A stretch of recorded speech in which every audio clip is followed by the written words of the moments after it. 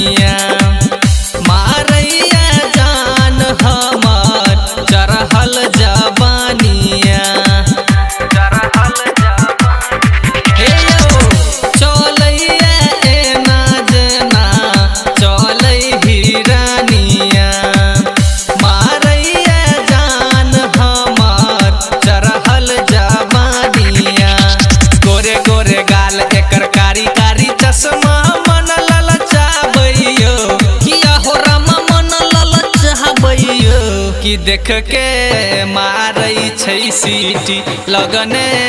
आबै छै यो कि देख के मारै छै सीटी लगने आबै छै यो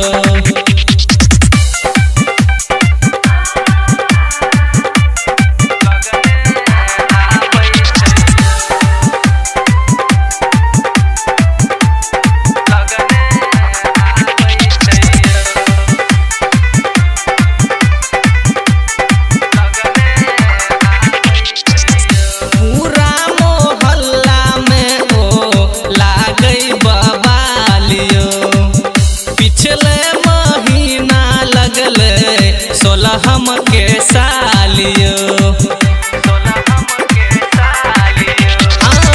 पूरा मोहल्ला में ओ लागे बवालियो पिछले महीना लगले 16 हम के सालियो नैन नसीला ओकर कमर कटीला बिजली गिराबैयो कि आहो रमा बिजली गिराबैयो कि देख के मारै छै सीटी लगने आबै छै यो कि देख के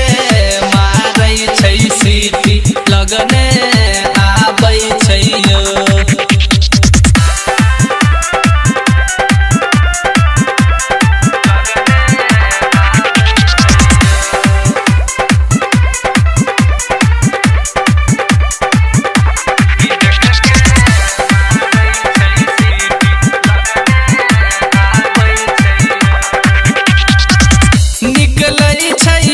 धज जखन घूमै बाजार यो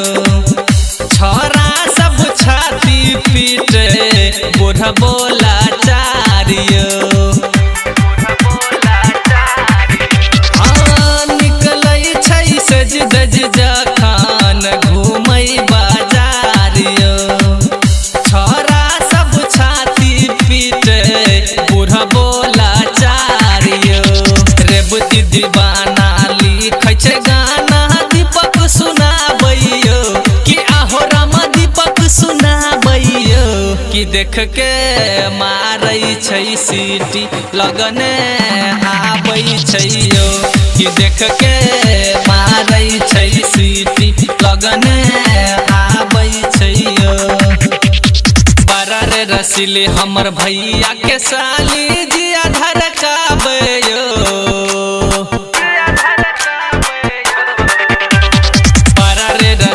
हमर भैया के साली जिया धड़काबयो आहो रमा जिया धड़काबयो कि देख के मारै छै सीटी लगने आबै छै यो कि देख के